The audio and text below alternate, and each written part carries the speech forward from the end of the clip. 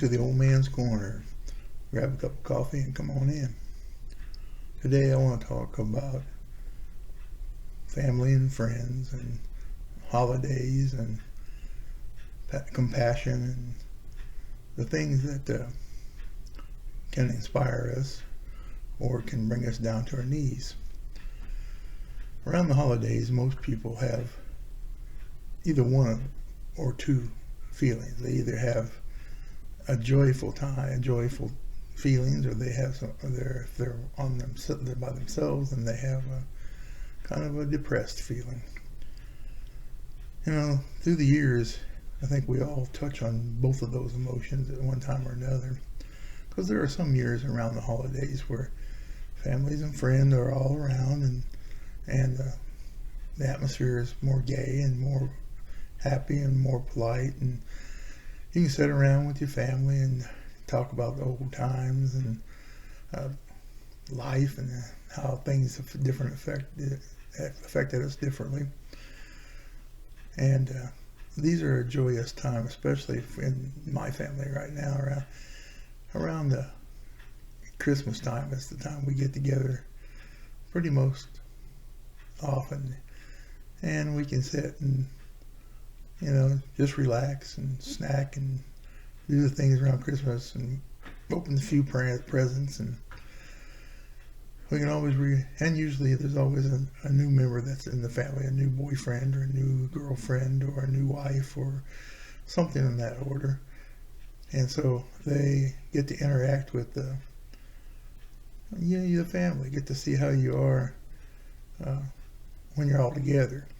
And that's been a joyous thing over the years for me. I mean, we had family reunions. We have a rather large family, and it was a lot of fun because there's so many different personalities and so many different types and so many stories that you can hear. My dad was a very good storyteller. He told us about his life and things about it in his life, and he led an interesting life, and considering that he had raised 12 kids on top of that guy, I'm sure, kept him busy enough. But then he did a lot of things on his own, and that was pretty interesting. And most of us do.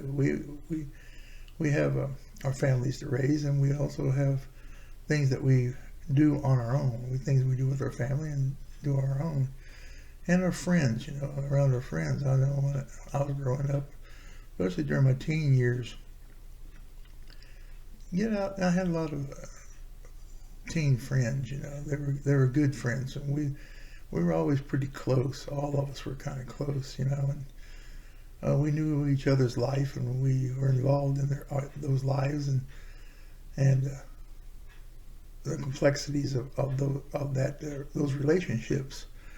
Lots of times we'd have like boyfriend girlfriend type situations in our group, and during those years, that would change often. This person may be dating this person, and then later on that person is dating a different person, but they're all still in the same group. But somehow we managed to get along through all that. It was humorous at times, but then it was also stressful at times because relationships are hard when you got one guy still seeing the same girl that he was dating, but she's dating somebody else, or one girl that was dating one of your guy friends, and then now he's dating somebody else. It can get kind of hairy. So there are times there are little fractures to some degree, but usually not extreme fractures. Somewhere along the way, it all came back together.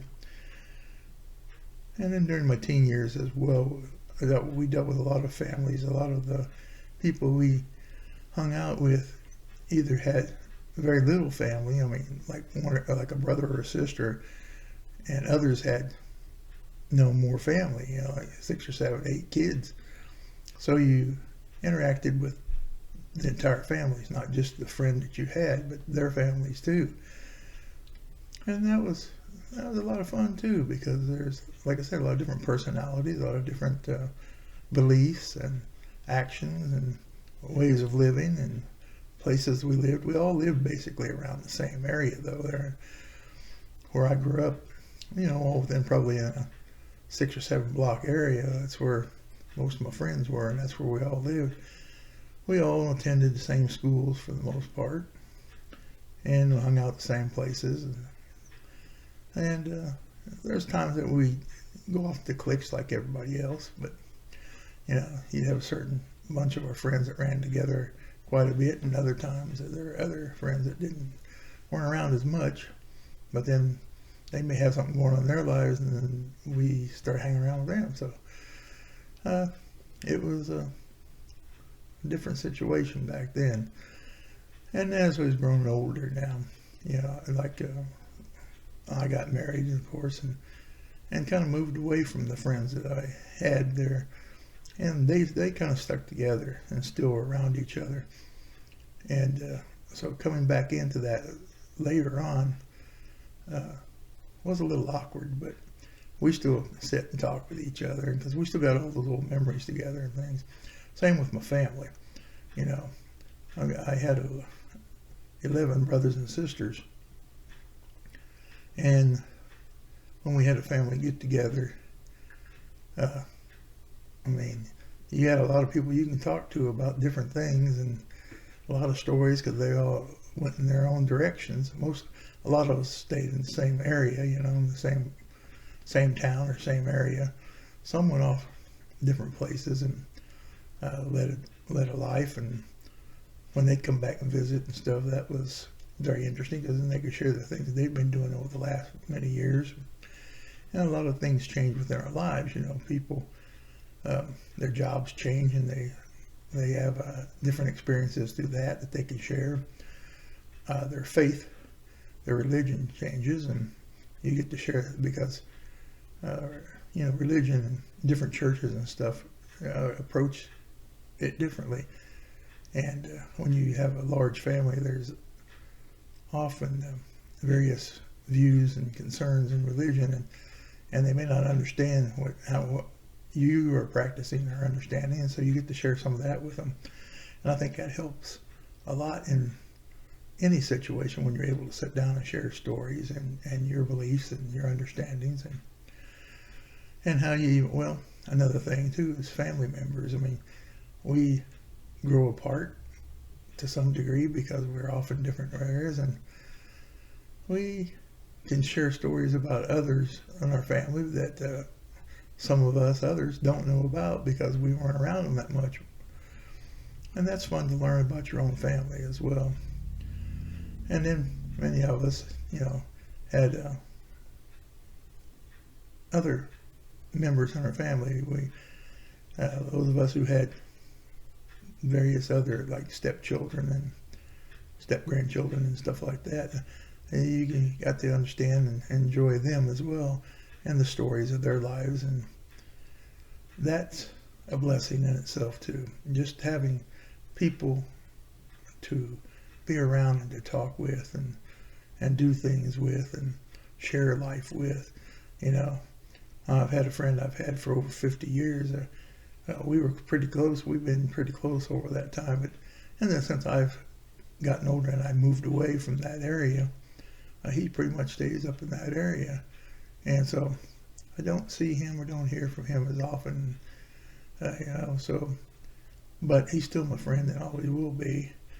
And we still care about each other. If we got together, we'd probably still be able to hang around and talk about, and we'd probably talk about the same thing we did then, talk about the lakes or down there and talk about the old stories that we'd already told 1,000 times, but it's just a different way of telling it in a different place.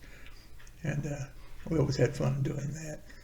And holiday celebrations, like when you're younger and have a bigger family and stuff like that, and you have the big, Christmas dinners or Thanksgiving dinners and stuff. But as you get older and the family start, dispersing out all over the world, and you don't have as many things that, have like for a Christmas get together, we just have like a snacking type thing, where, cakes and pies and chips and dips and things like that, instead of a big formal dinner. And we still had fun doing that. You sit around and munch on all that stuff all day, and then, talk and shoot the breeze and rub our bellies and just enjoying the company.